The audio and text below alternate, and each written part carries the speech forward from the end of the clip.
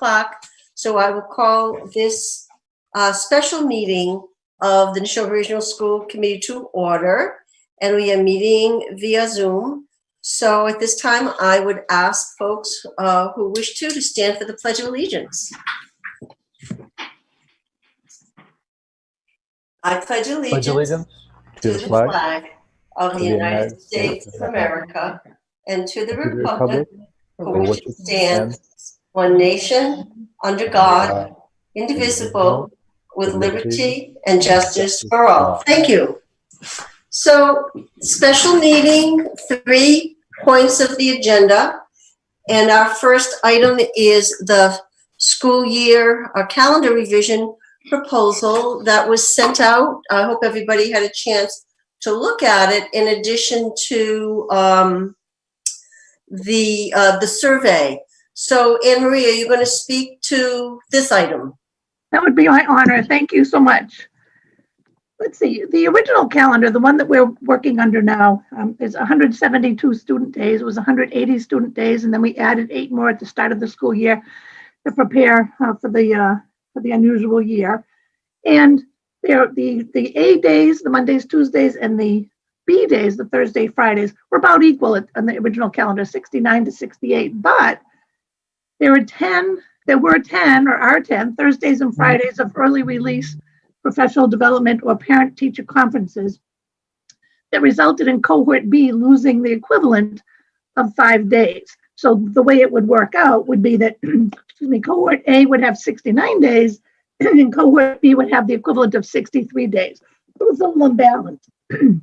What we brought to you last week was a proposal to move the early release parent-teacher conferences and the full-day parent-teacher conferences from Thursday, Fridays to Mondays, Tuesdays, which would have put the cohorts at 66.5 days and 65.5 days. More balanced, but then we hadn't touched the Friday professional development days because the overwhelming parent and staff wish last year was to leave those on Fridays rather than to move them on Wednesdays.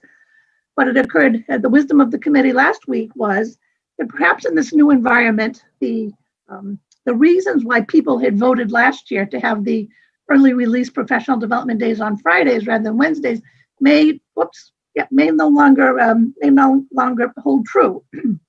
The most common reasons last year that people gave were that they were going to be doing weekend traveling, which may no longer be a factor, and also that it was easier for many people to work from home on Fridays than on Wednesdays, and that might no longer be a factor.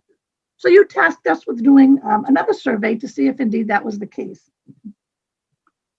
Dr. McGuire helped with the survey. Alita, can you put the survey results up for us, please? Our survey, we received 1,427 responses, although one parent did write in to say that she voted 3 times because she had 3 children. So we have to take 3 off of one of the surveys. And Anne Marie, as long as a dog didn't vote, I'm cool with that. That's right. I think dogs at this point are voting for the kids to go back to school so they can have the house in peace.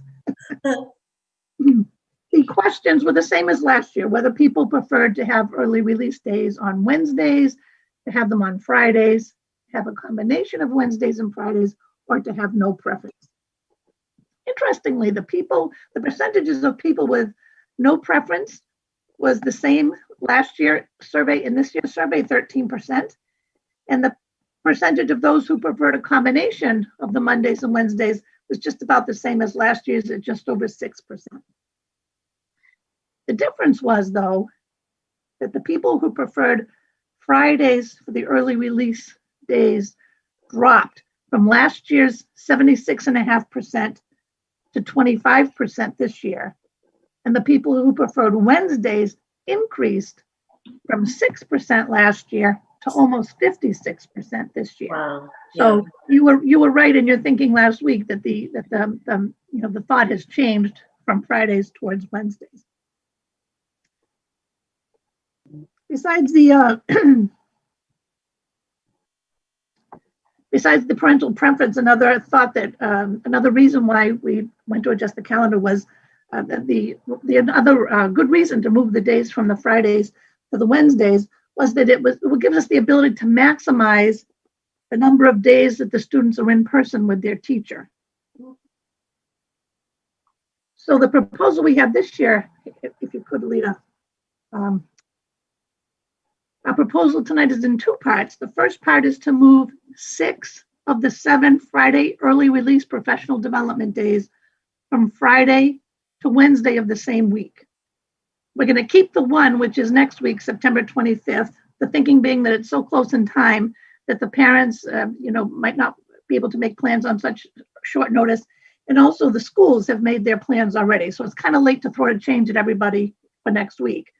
So this part of the proposal increases cohort B's in-person time from 63 days to 66 days. And cohort A doesn't change, it stays at 69 days. So the difference when we make the change with the red Fridays, as we were calling them last time, the changing the professional development days from Fridays to Wednesdays, makes the difference between the two cohorts 3 days. So in order to balance them, is the second part of the proposal, which is to move the March early release parent-teacher conference days from March 18 and 26, which are cohort B days, to March 15 and 23, which are cohort A days. That reduces a day from cohort A and adds a date to cohort B. So the end result of those two changes, moving the early release professional development days from Fridays to Wednesdays, and moving those 2 half-day early release parent-teacher conference days, it results in 68 in-person school days for cohort A and 67 in-person days for cohort B. Pretty balanced. It also provides for a net increase over what we proposed to last year of the total number of days that students are in person with their teacher by 3 days, evenly split, a day and a half for cohort A and a day and a half for cohort B. So that's the proposal we have in front of you. It seems well balanced. It's nice. It gives the children more time in front of their teacher, and it seems to be the will of the parents from the results of the survey. Thank you. You're welcome. Thank you for you and Todd and Brooke for turning this around so quickly, and it's an impressive gain in terms of time with teachers. Does anybody have a question for Anne Marie at this point? Leah. Can you just remind us, Anne Marie, about the late start days for the high school? The late start days, sorry, didn't know if you're finished. Go ahead.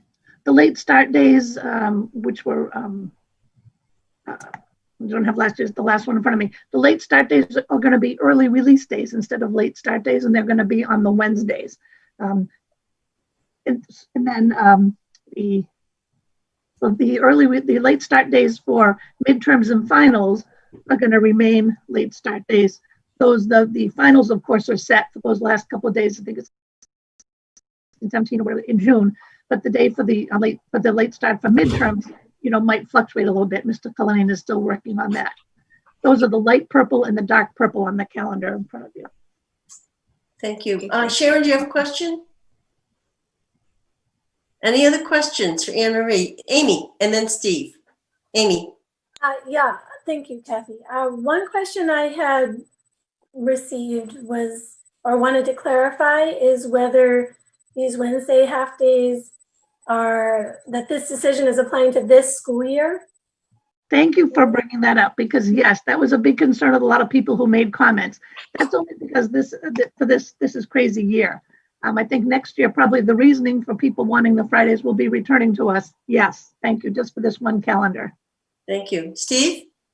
Yeah, and am I assuming that this is based upon the type of education we're going to be providing now? In other words, the hybrid K-8 and the high school fully remote, and that if we have to pivot any of these, there might be changes in the future? Or if we actually can, maybe after the first of the year or something like that, go back to full-time in person, will we have to see the calendar revised again? Good question. We wouldn't have to. That, of course, would be up to the school committee, but If we went back to full in person when that day finally comes, the reasoning for having the A's and the B's balanced, disappears because everybody would be there on both Monday, Tuesdays, and on Thursday, Fridays. Well, it's nice that we get such a good response from parents. We had over 1,400 responses, so that gives us some direction. And so I think when things change, we can do some very quick surveys like that and get some feedback. Any other questions for Anne Marie? Okay, Elaine, would you make a motion, please? Sure. I move to approve the revised 2020-2021 school year calendar as presented. Second. I'll Amy, second. second. Question, discussion? Seeing none, I will call the vote. Cody Ann? Yes. Cohen? Yes. Collins? Yes. Eckel? Eckel? I'll come back to Eckel. Gleason? Yes. Horish? Yes. McCarthy? Yes. Puck? Yes. Rubenstein? Yes. Sanfilippo? Yes. And Viverito? Yes. Rich Eckel, are you there? Okay, so I will put him as an absent for this vote. It appears that we have a school calendar. And thank you, everyone. Thank you for bringing up the issue last week, committee. Good eye, and we get some educational gains out of it. And again, thanks to Anne Marie and Todd and Brooke for Thank you, Anne Marie. I appreciate it.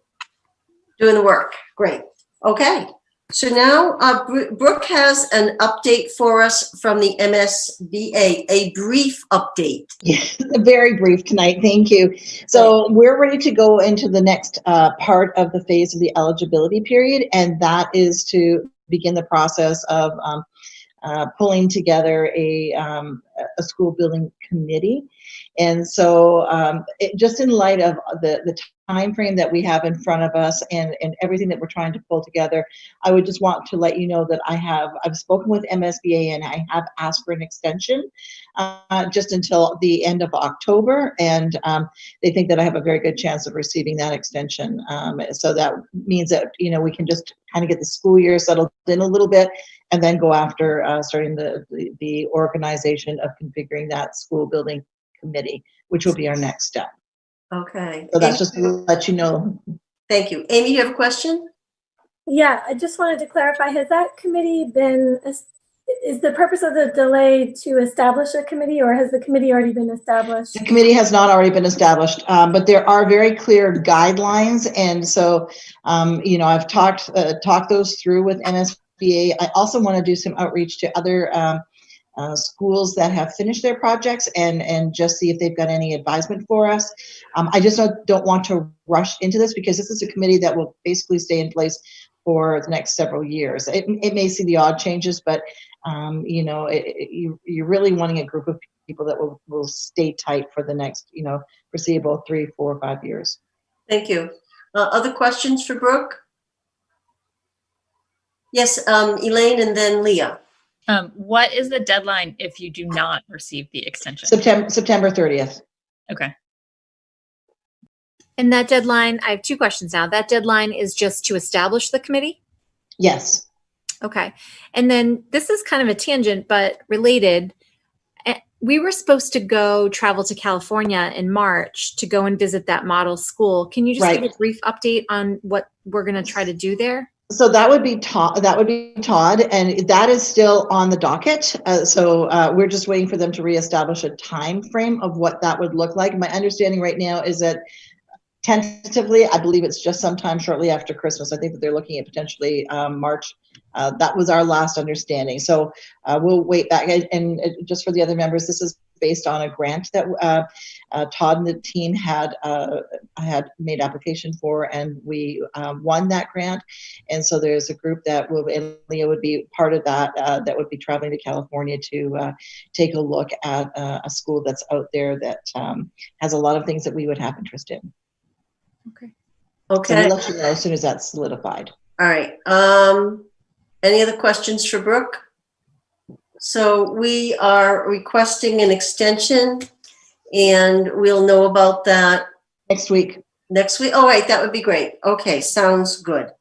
Okay, so the next item is an executive session. So Elaine, okay, Elaine, would you read the motion? Sure. I move to go to executive session at 6:15 PM pursuant to M.G.L. Chapter 30A, Section 21A3, to discuss strategy with respect to collective bargaining or litigation if an open meeting may have a detrimental effect on the bargaining or litigating position of the public body and the chair so declares. Unit A and Unit C, executive session to include Superintendent Clenchey, Assistant Superintendent Dr. McGuire, who's not here, and Human Resources Director Anne Marie Stoika. School Committee member Brett Collins will be excused from executive session due to a conflict of interest. Committee will resume to open session. Okay, the vote, Cody Ann, yes. Cohen, Yes. Collins, Yes. Eckel. Yes. Oh, good. Gleason, Yes. Horish, Yes. McCarthy, Yes. Hawk, Yes. Rubenstein, Yes. Dan Filippo, Yes. and Viverito. Okay, Yes. thanks, Brett. We'll see you next week.